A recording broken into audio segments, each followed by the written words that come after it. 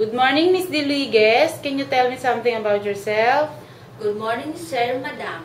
I'm Abigail V. Deligues, 39 years old, married to Nell Deligues, and I have 4 children.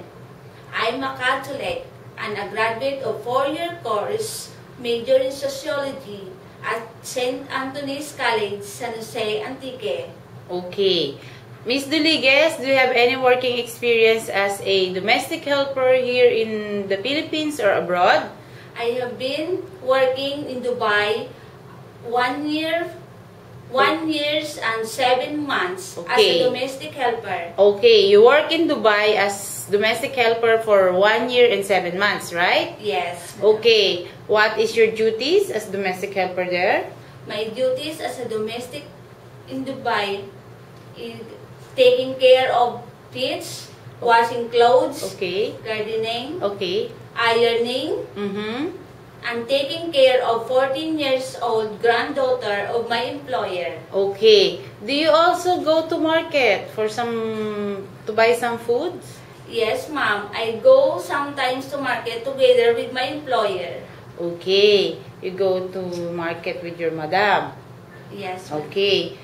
Miss Deligues, do you also know how to take care of a newly born baby? As a mother, I have 4 children. I take care of them by breastfeed, taking a bath every day, change diaper from time to time, check temperature, and giving foods and vitamins. Okay.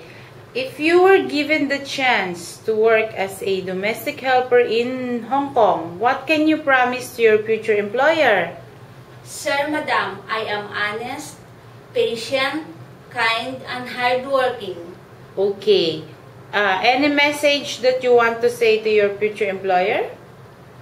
I promise to finish my 2 years contract and pay off according to your decision. What do you mean pay off? It is day off or pay off? Day off. Okay. Come again? I promise to finish my 2 years contract and day off according to your decision. Okay, you will have your day off according to their decision. Yes. Okay, thank you very much, Miss Deligues, and good luck. Thank you, sir, and see you soon.